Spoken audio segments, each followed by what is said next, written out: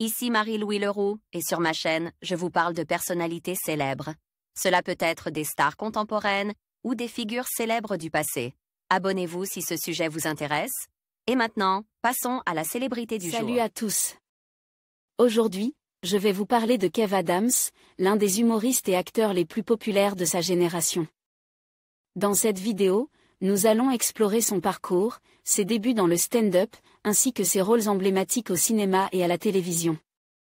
Je vais également partager quelques anecdotes amusantes et vous donner un aperçu de son impact sur la scène humoristique française. Restez avec moi pour découvrir tout ce qui fait de Kev Adams une personnalité incontournable.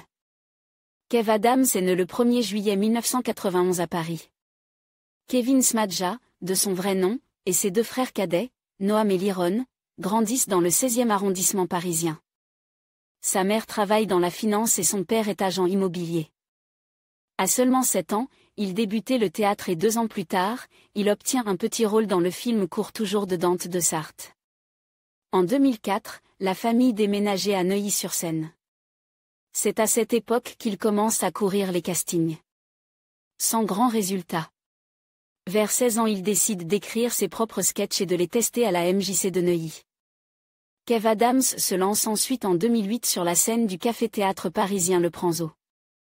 L'année suivante, il se fait remarquer par la productrice Dan Romanoff après être arrivé en demi-finale du concours Paris fait sa comédie. Ce qui lui permet de participer à une soirée spéciale carte blanche à l'Olympia. Sa carrière d'humoriste est lancée. Il enchaîne ensuite avec la première partie du spectacle de Gad Elmaleh et monte son premier spectacle intitulé The Young Man Show. Son spectacle est un succès. Ses sketchs sur les relations entre ados et parents ou sur les profs cartonnent auprès des jeunes.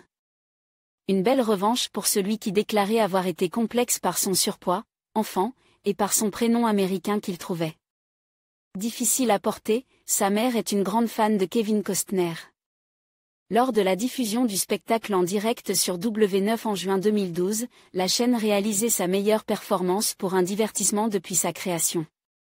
En 2010, ses passages dans l'émission présentée par Laurent Ruquier On ne demande qu'à en rire accroissent encore sa notoriété.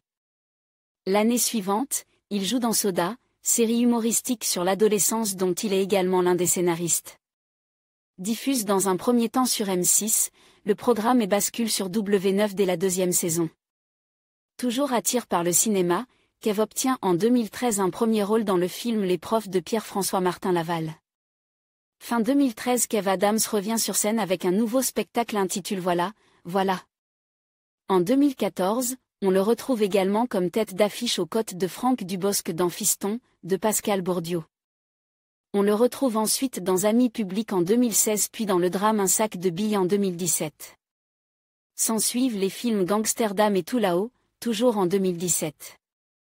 L'humoriste décide de passer derrière la caméra en 2021. Il produit et scénarise les films Maison de retraite, dont le 2e opus sort en salle en 2024 et rencontre un franc succès au box-office. Après son spectacle Soi-disant, qu'il joue entre 2018 et 2019, en 2023, Kev Adams présente son one-man show Miroir. Depuis 2019, il est juré de Masked Singer, sur TF1. Le 2 décembre 2022, l'acteur est le parrain du Téléthon.